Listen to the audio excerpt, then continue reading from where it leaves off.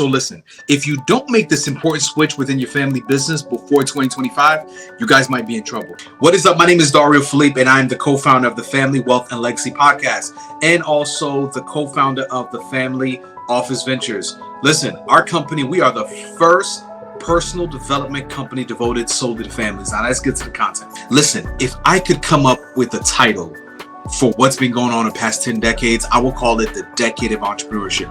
Listen, you had to be under a rock for the past 10 years not to know that entrepreneurship was the thing to do.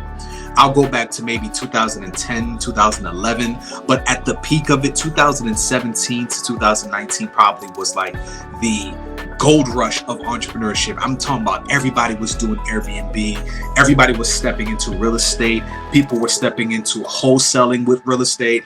A lot of people were selling courses online. Some people were doing, I know a few people who are actually making really good money going to garage sales and literally finding these knickknacks and old toys. I mean, I'm talking about the craziest things at garage sales, and it would take that and it would pretty much flip it on eBay. People make a living on that. And I know a few friends who actually still make a good living on that as well.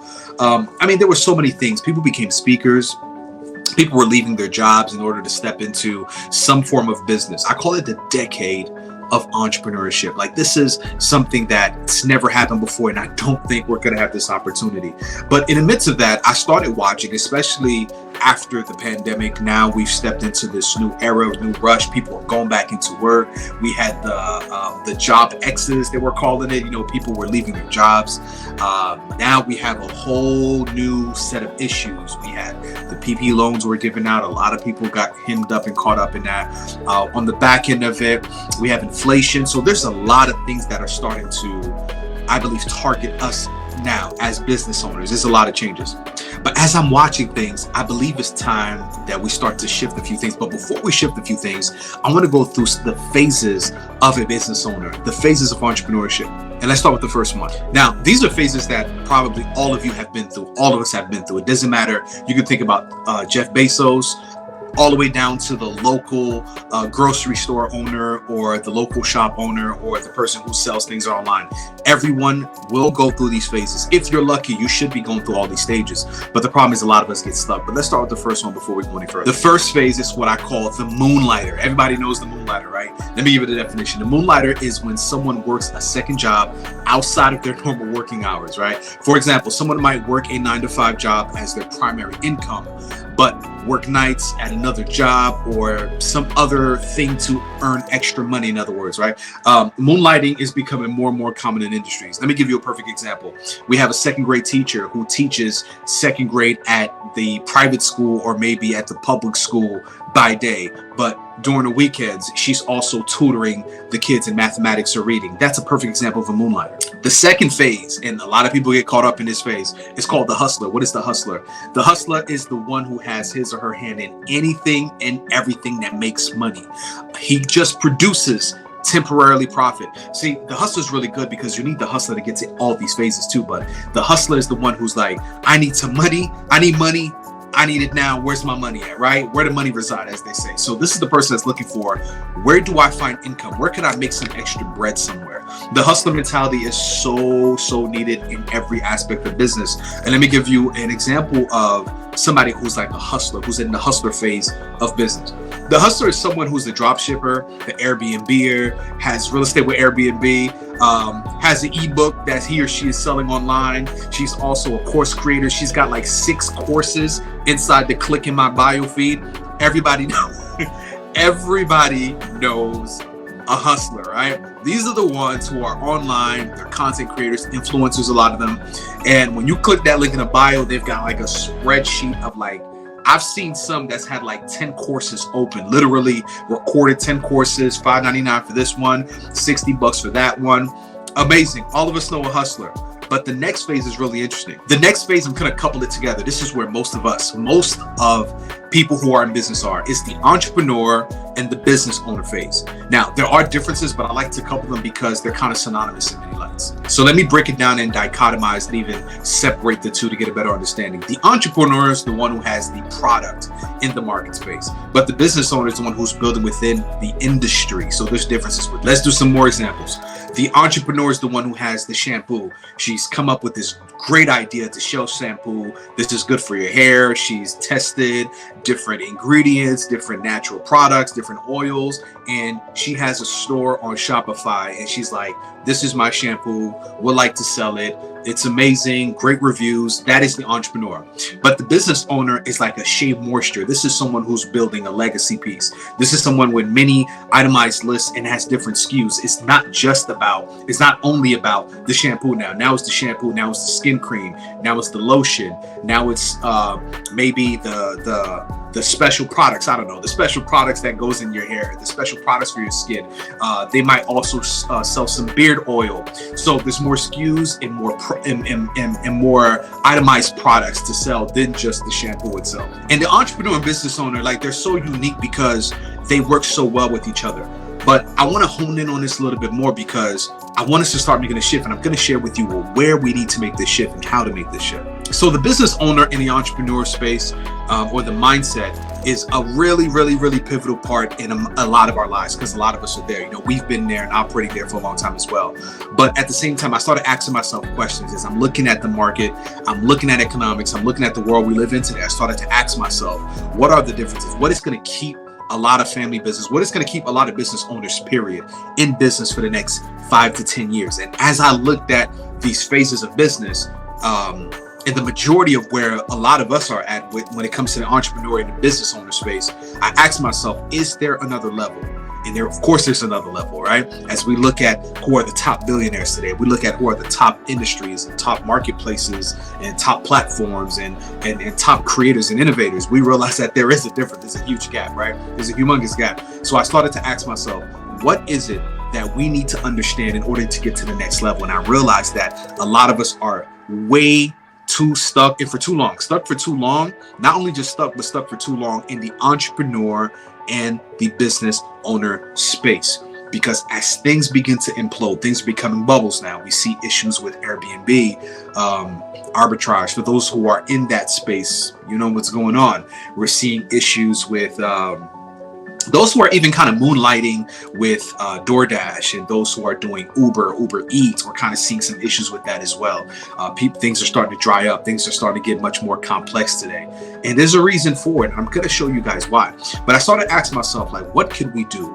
What is something we're not understanding about business, especially developing our business acumen, that needs to be taught or needs to be understood to ensure that many of you businesses that are watching this right now, many of you family business specifically that are watching right now, are still going to be in business for the next 5 to 10 years and beyond, because there's some huge shifts. We think about AI, what's going on with AI. We think about what's going on with crypto market. We think about what's going on with inflation and how currencies, there's issues with currencies. We know what's going on within the field. There's issues in currencies. We're seeing a lot of huge markets, a lot of huge industries start to be consolidated, right? So what do we have to do? What is the thing that we need to do to get to the next ball, Dario? I guess that's the question. So I would impress on you and also pressure a lot of you to step into this new age. And this is the age where I call it the age of enterprise. So we've gone from moonlighter to hustler to entrepreneur and business owner, kind of toggling through that, now to enterprise. So you ask yourself, what is enterprise? The definition for enterprise refers to the organization or activity managing and operating a business or undertaking projects on a relatively large scale. Now, this isn't little anymore. This is large scale. It often involves the creation and management of established, structured, and ongoing businesses. Think about that. Although enterprises can be large corporations, government agencies, nonprofit organizations, or any entity engaged in commercial activities. I want you to think beyond whatever business you have right now. Think a little greater and a little bigger than where it was before, than where it is right now. And I'm going to give you the 3 strategies and mindsets you need to take. Let's talk about the most uncommon thing when it comes to a lot of those stuck in the business owner entrepreneur space: risk. So when it comes to enterprise, while enterprises do face risk, they are often more risk averse compared to entrepreneurial ventures. Established businesses focus on maintaining stability, optimizing processes, and managing existing operations. Let me give you an example of what that means, right? So when you step into the enterprise mindset in the first quadrant, we talk about risk.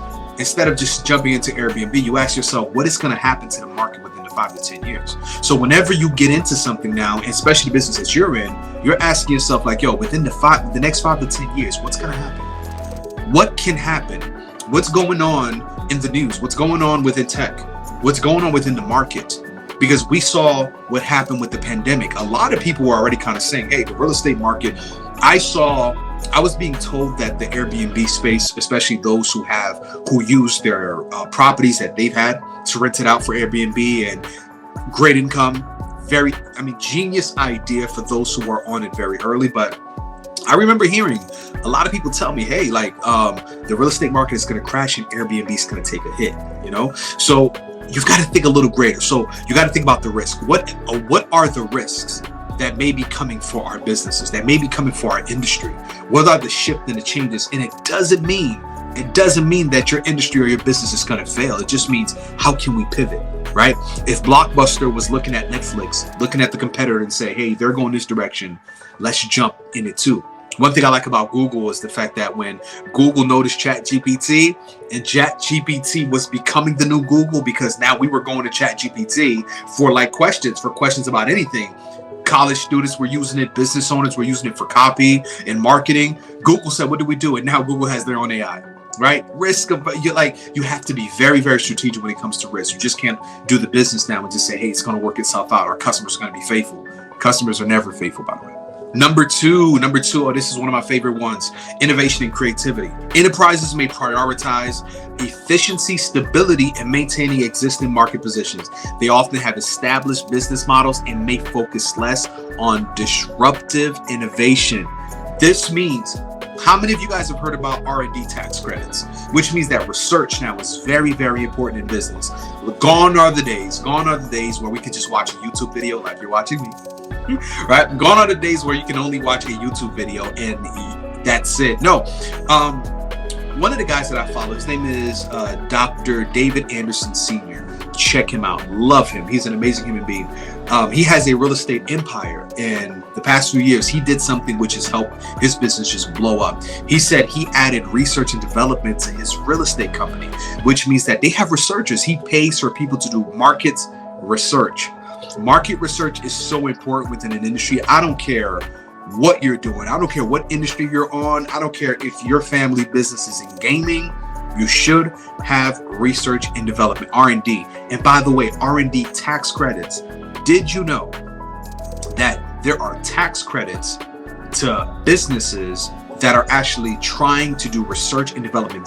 Like the IRS is willing to give you credits for actually researching within your industry, within your field. So innovation and creativity, number two, so important. Number three, ownership. Listen to this one. Ownership of enterprise can be widely distributed among shareholders or controlled by a single entity or a group of investors, right? The ownership structure varies depending on the type of enterprise, meaning publicly traded, privately held, government owned. In other words, the most uncomfortable thing for any business owner, entrepreneur, family business is investors, because a lot of us, we don't want to ask for help, right? To be honest with you, some of the best, most respected business owners I know are the ones that's like, yo, I'm gonna do this on my own.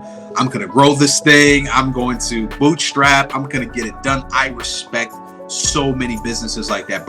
But to be honest with you, that's a lot of the hustler. That's a lot of the entrepreneur and business mindset. If you want to get to enterprise, listen, you are going to have to now get a team of people around you, get some investors in order to go to the next business. I know this is heavy talk for some of us because it's very cringe, you know what I mean? Because when we started our businesses, we never really had intentions of being a publicly traded market, but a publicly traded company. But listen, you got to think big, especially for the next few years. Like before 2025, got to make a huge shift in mindset and belief. And last but not least, number four, structure.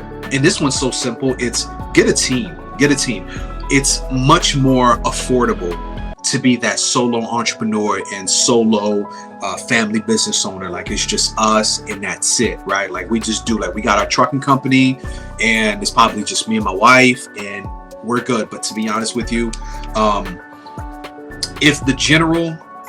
if you're in war, right? Think about warfare. If you're in war right now, when have you ever seen or seen a movie at that. Let's just stick with movies, right? We don't need to get all deep into history, but whenever you ever seen the commander, like, who's charging the army and saying, let's charge, let's go. Usually you see the soldiers go. The soldiers are going first, and they're going to attack whatever enemy they're going after, right? And the king or the commander or the chief or the general sits back and he delegates what to do. You know why? Because if the chief dies, if the general dies, if the king dies, the kingdom dies with it too. Listen to this. If the king and queen die, the kingdom dies too. If the king and queen don't rise, the kingdom will die. Listen to this very clearly. So get a team. Rally up a team. It's going to be tough, but listen, go to local colleges and go and put up posts, and go to business events, youth business events, and college events, and high school events. Start to employ, start to get some interns inside of your business. You don't need to do all the marketing. You don't need to be doing all the video editing. You don't need to be doing running all the systems. You can now train somebody. And more specifically, what I like to do as a family business is start indoctrinating your children. Start training your children. Start teaching them the systems. My kids is 10 and 8, and I teach them everything I'm doing. My son sets up the lighting for what you're seeing here. He's the one that got me on StreamYard. Where's the logo right now? Got the free version. I think I'm testing it. I'm going to get the real version. I'm going to actually pay for it anyway. Right, my son's the one like, Dad, try StreamYard. Like, stop using your phone and stop doing all this other stuff. StreamYard helps you. Stop using Zoom. Zoom doesn't really help out. It doesn't really put new screens in, anything like that. So, you know, like, start speaking to your children. Like, start really building your family office. Your family office is a team, a comprehensive team of people and advisors to help your family get to the next level. So the final part is the structure. Start structuring your businesses, guys. Okay, I know you've been making money, you've been kind of hustling it your own way for this long, but there comes, you're going to reach an end. Okay, so as we see what's going on with economics, as we see what's going on with the currencies in the world today, I'm not telling you this to get you guys scared. I know it was clickbait, but I'm not trying to get you guys scared. Like, the time's very promising, and I don't know if you guys are believers or faith people. You know, I'm a man of faith. I'm a man of God, you know, and I believe God is totally with a lot of us. You know, like, I serve a God of business, okay? I serve a God of business, you know, God of Abraham, Isaac, and Jacob, to be specific for those of you, you know. But it is very important that we really start to indoctrinate and train our children, develop a team, build a team, because for what's needed now, your health cannot be at risk. You got to rest, business owners. Family businesses, you need rest. You need time for R&R. You need time to relax. You need time to just kick your feet up. There's a time where you just need to be outside of the element of business all the time, right? You're young now. You can do it now. A lot of you guys are stone cold. You're very strong. Business owners are strong people. Let's just keep it 100, right? But there comes a point in time when you might reach your limit, and it might be it's a very smart thing to start putting a team around you. Okay, there's no such thing as mailbox money, but there is money you can make in your sleep, and the only way the money can be made in your sleep is if you have a team. So this is what I have for you guys. Be very intentional. Be very intentional. Once again, I'm going to go through it. In order to be on the enterprise mindset and on enterprise journey, number one, you need to risk. You need to mitigate risk. Be very strategic about risk. And we teach all this within our family office initiative, by the way. If you want to be a part of this, click the link in the bio. I don't know what the links are going to be, but sign up. Link up with us. Number two, innovation and creativity. Look into R&D tax credits in your city, in your state. Look that up. It's very important. Speak to your accountant, because I'm not one. Speak to your tax people and they'll let you know what that is. Number three, ownership. Make sure that you guys are properly structuring your business with the S Corps. It's not just LLCs anymore, ladies and gentlemen. All right? Structure your company properly in order to maybe one day get some start. You never know. It could be publicly traded. You just never know. That's all I got to say about that. And number four, and final, most important, structure. Business structure. Get your businesses structured properly. Okay? Make sure you have umbrella companies if needed, because they're expensive. Okay? I'm not one of those guys online that's going to tell you to do things that's crazy. If needed, structure companies properly. Start training. Get help. And we are here to help. Once again, my name is Dario Philippe. I'm the co-founder of the Family Wealth and Legacy Show. I'm the co-founder of the Family Office Ventures. We are the very first personal development company only for families. Stay with us and stay tuned for more. You guys have a good one.